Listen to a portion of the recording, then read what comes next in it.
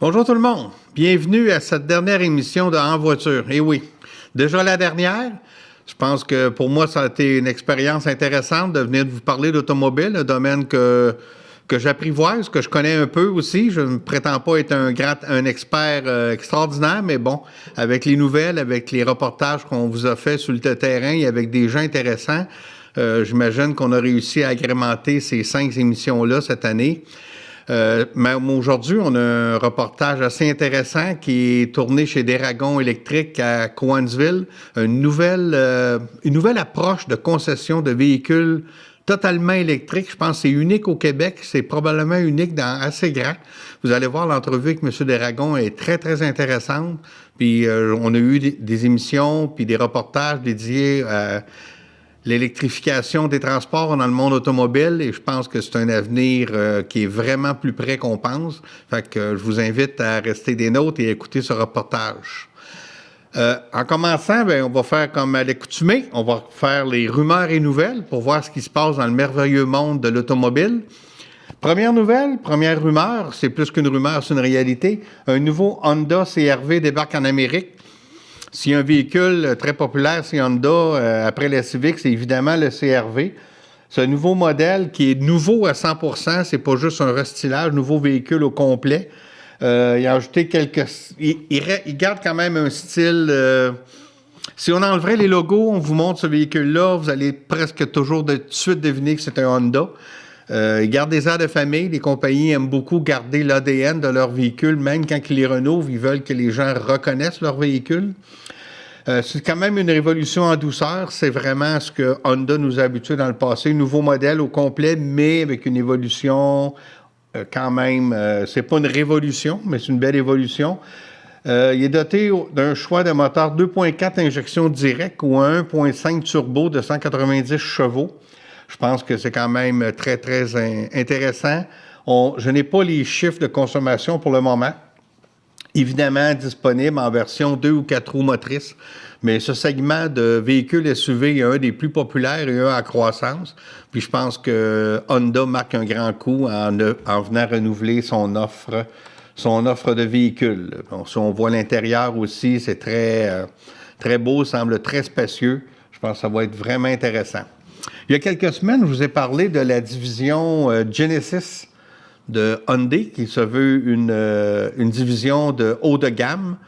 Évidemment, ce qu'on apprend, c'est qu'au cours de la prochaine année, le modèle Genesis va arriver offert avec une transmission à 10 rapports. Depuis 2011 que les ingénieurs de Hyundai travaillent activement à développer cette boîte 10 vitesses. Elle sera là l'année prochaine sur les modèles 2017 ou 2018, mais c'est officiel, Hyundai l'a annoncé. Pour rester encore avec la division Genesis de Hyundai, on nous annonce aussi que la production de ces modèles-là ou de certains de ces modèles-là se fera à leurs usines aux États-Unis de Montgomery. Le marché nord-américain continue à représenter un réservoir de vente largement enviable pour les marques de haut de gamme des compagnies. C'est aux États-Unis que les Lexus ont signé son succès. Les Mercedes, en précipitant la chute de certaines ventes de Mercedes, de Lincoln et de Cadillac, je pense que ces marques premium-là, de Toyota, de Nissan, ont vraiment bousculé un peu le haut de gamme. Donc, c'est pour ça que Hyundai décide d'aller là-dedans. Et l'heure de vérité viendra avec le lancement des prochains modèles, la berline G70, ainsi que son crossover, son SUV. Donc, c'est à surveiller l'an prochain. Des Hyundai haut de gamme et éventuellement produites aux États-Unis, ce qui est vraiment intéressant aussi. Pour rester dans le véhicule électrique, le fameux Leaf, très populaire, il y en a quand même plusieurs sur nos routes, on en croise régulièrement, va être livré en version 30 kW. Vous avez des batteries plus puissantes, donc on va augmenter l'autonomie. Pour l'instant, la version 24 kW demeure disponible, mais jusqu'à épuisement des stocks, parce qu'on imagine que les gens, pour des fois quelques dollars de plus, d'aller chercher un petit peu plus d'économie, c'est vraiment intéressant. On parle de 34 200 $ avec un bonus fédéral de 5 500 $, donc ça devient une entrée de gamme dans le domaine électrique. Oui, souvent, le domaine électrique, on dit « Oh, c'est cher une auto électrique », mais il ne faut pas juste regarder le prix d'achat, qui est souvent un petit peu plus. Il faut aussi regarder les coûts à l'utilisation. On ne met plus d'essence. Donc, c'est un gros parti du budget au niveau de l'entretien. On va en parler tantôt avec M. Desragons. Et je pense que c'est un calcul important à faire si on pense faire l'acquisition. On ne peut pas tout simplement s'arrêter au prix de vente du véhicule électrique. Il y a aussi le coût d'utilisation qui est bien important. Pour rester aussi dans le domaine de la petite voiture qui consomme peu ou Chevrolet avec sa nouvelle Cruze, on a ici une photo de la Cruze hatchback, s'en vient avec un moteur diesel. Aux États-Unis ou en Amérique du Nord, les moteurs diesel ne sont pas tellement populaires, surtout qu'on a eu le fameux Dieselgate de Volkswagen, mais c'est justement sur cette lancée-là que Chevrolet en profite pour rentrer son Cruze diesel en sedan ou en hatchback avec un 1,6 litres avec une boîte de rapport manuel à 6 vitesses ou aussi une automatique à 9 rapports. Écoutez, on vise d'aller chercher les clients qui sont rebutés au fait que Volkswagen a triché, mais que ce sont des amateurs de diesel et que c'est un peu la clientèle visée. Mais ça va en faire aussi la Cruze la plus économique. C'est celle qui va consommer le moins.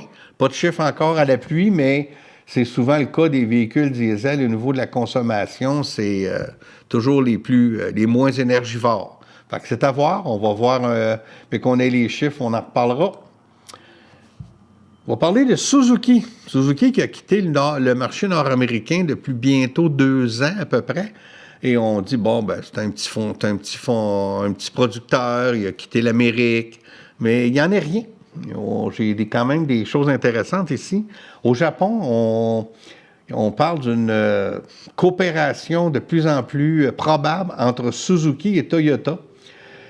Courtisé par de nombreux partenaires potentiels, Suzuki a choisi de se tourner vers Toyota. Les 2 constructeurs japonais vont étudier le potentiel d'un partenariat. C'est un nouveau rapprochement de taille qui se joue au Japon que celui de Toyota et Suzuki. Car si Suzuki semble un petit constructeur, il est le numéro 3 sur son marché national. C'est pas peu dire, numéro 3 au Japon, avec 1 demi-million d'unités l'année dernière. C'est 500 000 véhicules. Mais Suzuki est aussi et surtout numéro 1 en Inde, un acteur majeur de l'ensemble de l'Asie. Donc, c'est quand même bien. Et il est au 10e rang des constructeurs mondiaux. Il est devant Peugeot, il est devant BMW ou même Daimler. Donc, c'est comme quand même un bon constructeur. C'est un petit peu malheureux qu'il soit retiré de notre marché. Néanmoins, Suzuki estime aujourd'hui trop petit pour faire face aux défis de recherche et développement actuels, des véhicules électriques hybrides et autonomes. Donc, ils ont aidé le rapprochement avec Toyota. C'est à suivre, on verra. Possiblement qu'éventuellement, il y aura des véhicules Toyota vendus en Amérique qui auront un peu de Suzuki dans leur cœur, dans leurs âmes. Donc, on va suivre ça de près parce que ceux qui ont eu des véhicules Suzuki, je pense pas d'avoir attendu aucune histoire d'horreur vraiment, même que Suzuki et GM ont collaboré longtemps ensemble. Donc, peut-être qu'un jour, on verra des Toyota Suzuki. J'ai une photo aussi d'une automobile en tenue de maquillage, en tenue de camouflage qu'on appelle, et c'est une nouvelle Alpine de Renault. C'est ceux qui ont connu un peu, qui ont suivi l'automobile en Europe dans les fameuses années 70-80, Alpine, qui était une division sport de Renault, qui a maintenant disparu, vont revenir, ils vont produire des voitures, une voiture sport, qu'à voir ici le petit look est très intéressant. Donc, c'est à suivre au courant de l'année, le retour d'une automobile Alpine. Aussi, la Civic qui devrait faire une Civic X qui devrait faire une SI, qui devrait débuter au Salon de Los Angeles. Donc, ça demeure une Civic. Par contre, on parle vraiment d'HP ici. Là, on parle d'un moteur probablement qui va se situer entre 220 et 230 HP. Donc, c'est quand même, au lieu d'un 170 qu'on a sur une 1.5 type R, mais celle-là, la X avec 220, 230, je pense que ça va faire une auto extrêmement rapide. Toujours dans le monde des partenariats, Renault, Nissan et Mitsubishi. On sait que Renault et Nissan, c'est déjà des collaborateurs de première. Ils sont vraiment ensemble pour bien des choses. On n'imagine pas que les plateformes sont communes, mais les autos partagent beaucoup de détails. Maintenant, Mitsubishi devrait entrer avec eux pour s'associer, développer des voitures, développer des composantes. Donc, l'annonce devrait être faite au Salon de Paris qui s'en vient prochainement. Fait que c'est tout pour les rumeurs et nouvelles cette semaine. On écoute le reportage avec M. Desragons. Bonjour, on est actuellement au Centre de la mobilité électrique du Québec, à Cowansville, chez Desragons Électrique. Je suis en compagnie du propriétaire, M. Pierre Desragons. Bonjour, M. Desragons. Enchanté, merci d'être ici. Écoutez, on a fait le tour tantôt, on a des images, c'est assez impressionnant. C'est quoi le concept en arrière d'une concession vouée, même plus que les autos électriques? Là? Il y a des vélos, il y a des motos. C'est quoi qui vous a porté à aller dans cette direction-là? Alors moi, c'est quand même une petite histoire qui est reliée à mon enfance, où j'ai quand même évolué dans un monde automobile. Alors, tout jeune, mon père avait une concession automobile. On s'amusait avec les autos qui, à ce moment-là, marchaient au gaz. Alors, ça sentait l'essence, puis ça faisait du bruit. Mais j'ai toujours aimé quand même un peu le silence, surtout le pas de pollution, puis le pas de bruit. Alors, c'est là que j'ai découvert un cheval il y a plusieurs années, à un moment donné où j'ai eu un plaisir à monter à cheval et sentir quand même une puissance et une performance, mais quand même toujours pas de bruit, dans le calme, pas de pollution. J'ai découvert la voiture électrique par l'entremise de Jacques Duval il y a plusieurs années aussi, où Jacques avait acheté une des premières voitures Tesla qui est rentrée ici au Québec. Puis Jacques Duval m'a appelé, m'a dit « Pierre, il faut que tu viennes essayer ça ». Et c'est là que j'ai essayé cette voiture-là et j'ai eu encore le même feeling de puissance, performance, mais toujours dans le calme, toujours pas de bruit, toujours pas de pollution. C'est par la suite que finalement j'ai découvert les vélos à assistance électrique où j'ai eu le même feeling, puissance, performance, mais toujours pas de bruit, pas de pollution. La moto électrique aussi. Alors c'est ce qu'on a décidé finalement de pouvoir offrir à la population, quelque chose où sous un même toit, vous êtes capable d'avoir tous les produits qui sont quand même à donner une alternative aux produits qu'on appelle aujourd'hui avec l'énergie fossile, l'énergie qui émet quand même suffisamment de gaz à émissions de fer qui fait en sorte que finalement ça affecte notre environnement. Alors on a vraiment décidé d'être visionnaire, d'être en avant de la parade pour être capable d'offrir une fois de plus un produit qui est définitivement, selon moi, le produit du futur. Dans un avenir très rapproché, on va avoir les manufactures automobiles qui vont sûrement nous donner une gamme de voitures nettement plus grande que celle qu'on a là, à des prix beaucoup plus intéressants aussi. Alors on a décidé, moi et mes partenaires ici, de faire en sorte que ce soit quelque chose qu'on était pour prendre l'avance. OK, exactement. Puis vous n'êtes pas limité à une marque de voiture. On a des Tesla, j'ai vu des Chevrolet, et dans le futur aussi, vous allez avoir différentes marques. Vous n'êtes pas, c'est pas une concession traditionnelle vouée à une seule marque de véhicule, mais vous êtes plus large que ça, mais c'est des véhicules neufs aussi. Oui, on est vraiment au service de l'électrification des transports. Alors, je me donne vraiment la vocation de pouvoir satisfaire le besoin de chacun des clients. Alors, on a une entreprise de location, Zoo, qui est ici depuis plus de 50 ans, qui a quand même déjà beaucoup de partenaires dans le milieu de l'automobile pour acheter toutes les marques de voitures. Alors, c'est ce qu'on fait finalement ici pour être capable, une fois plus, d'offrir ce qu'on appelle un guichet unique pour notre clientèle. Vraiment, toute personne qui est intéressée au monde électrique. On va avoir aussi une académie. En fait, on est en train de mettre sur pied l'Académie de la mobilité électrique du Québec. Cette académie-là va vouloir vraiment donner une prise de sensibilisation au niveau du public. C'est quoi une voiture électrique? Non, ça ne prend pas en feu. Oui, ça peut rouler l'hiver. Non, on n'a pas besoin de changer d'huile. Alors, la même chose, à un moment donné, pour des vélos à assistance électrique, des vélos et des motos électriques. On veut vraiment informer le grand public, former nos forces de vente, former aussi nos techniciens pour faire en sorte qu'on ait un produit qui va être supporté par une entreprise comme la mienne. En tout cas, c'est vraiment un concept intéressant. C'est tout nouveau. Ça fait quelques semaines que c'est ouvert. Il y a plusieurs années qu'on y pense, par exemple. Ça doit faire plusieurs années. Effectivement, on n'arrive pas avec un concept comme ça, très nouveau, très novateur. Je pense que ça vaut la peine, ceux qui ont un peu l'intention d'acheter un véhicule électrique, de passer ici, de demander de l'explication. Et même si, je dirais quasiment, si vous n'êtes pas sûr, vous avez le doute, je pense que vous allez réussir à faire tomber les mythes qui restent encore sur les voitures électriques, parce qu'il y a des gens qui en ont, là. C'est un peu pour ça qu'on veut avoir toutes les marques de voitures, parce qu'on veut en faire un centre d'essai aussi. Alors que vous parlez de mythe, vous parlez de méconnaissance du produit. Alors, on a définitivement fait en sorte que ça soit un centre d'essai. Toutes les marques vont y être de plus en plus. On attend certaines voitures parce que là, on fait le changement de modèle. C'est l'année 2016, 2017. Fait que toutes les voitures ne sont pas arrivées. Et on a décidé aussi, avec mon directeur général des ventes, Daniel Portant, qui est avec moi pas tellement loin, on a décidé d'être quand même ici 5 jours semaine de 9 à 9. Et on est un des seuls aussi à être ouvert le samedi pour donner la chance aux gens d'être capables à un moment donné de venir faire les centres d'essai ou bien de découvrir. Et on est ouvert finalement sur une heure, un groupe d'heures peut-être un peu différent. Mais tous les samedis, on est ici aussi pour faire en sorte que les gens puissent prendre connaissance du produit davantage. C'est intéressant parce qu'on travaille tous la semaine. À un moment donné, c'est difficile. Donc, c'est un bon service qui est offert ici. Puis, je remarquais dehors aussi, il y a des bornes. C'est pas juste un bon service, on est le meilleur. Vous êtes le meilleur. Mais il y a aussi un service de recharge qui est ouvert là, 24 heures, 7 jours, c'est ça? Oui. Alors, on a décidé, nous, on est devenu partenaire avec Circuit électrique, où on a la borne qui est la borne rapide, la 400 volts, ainsi que la 240, parce que c'est pas toutes les voitures qui peuvent accepter la borne super rapide. Alors, on a fait une entente avec Hydro-Québec, qui est en fait Circuit électrique, est une division de Hydro-Québec. Alors, on a décidé, étant donné qu'il n'y en avait pas du tout dans la région, que c'était partie intégrale à un moment donné du concept ici, de faire en sorte que Circuit électrique pouvait offrir à la communauté, et pour offrir à tous les gens qui veulent venir aussi dans la région ici, d'avoir une possibilité de se recharger de façon rapide. Et pour le bénéfice des, vous me corrigerez si je me trompe, mais des auditeurs, une borne de 400 volts, recharge rapide, normalement, on va être capable de charger à 80 la batterie en 20 minutes à peu près? Oui, 20 à 30 minutes. Vous avez bien appris votre leçon. Vous êtes dû pour une voiture électrique? Oui, j'ai étudié ça pas mal, puis je trouve ça de plus en plus intéressant, puis je pense que c'est pour ça que je voulais partager avec les auditeurs que l'avenir est là.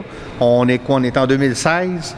Ben moi, j'ai vraiment l'impression que dans 4 ans d'ici, mais qu'on arrive à 2020, la voiture électrique, ça ne sera pas un mythe, ça va être une réalité sur nos routes au Québec, surtout ici au Québec avec le prix de l'électricité, on est vraiment on est choyé avec ça.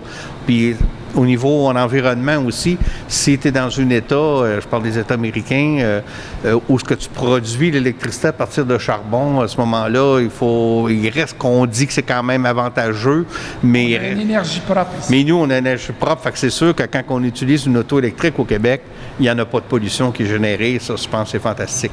Un des mythes aussi, je voudrais vous me parler un petit peu, là, on va rentrer légèrement dans le technique, mais les fameuses batteries. Les gens disent, ben là, la batterie, ça va me coûter comment dans 3 ans, dans 4 ans, mais que la batterie soit à fin de vie. Mais je pense que la fin de vie, c'est beaucoup plus long que ça.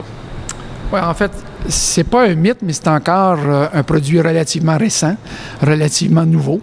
Alors, c'est certain d'une chose que finalement, on a encore beaucoup d'estimés qu'on peut faire, puis c'est toujours la fameuse boule de cristal. Ça va durer combien de temps? Ça va coûter combien de temps? Qu'est-ce qu'on va faire aussi pour la récupérer? Alors, il y a définitivement des choses, à un moment donné, qui vont être à découvrir dans les prochaines années. Mais vous regardez Tesla garantit leur batterie pour 8 ans.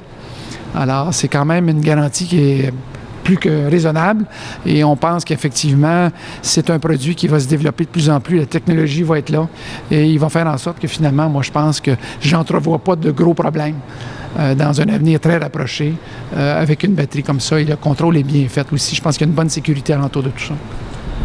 On pense aussi au coût d'acquisition, qui est certains modèles légèrement plus chers. Mettons qu'on va mettre la Tesla de côté parce que ça demeure une auto catégorie Mercedes ou c'est du haut de gamme, du très haut de gamme même, devrais-je dire.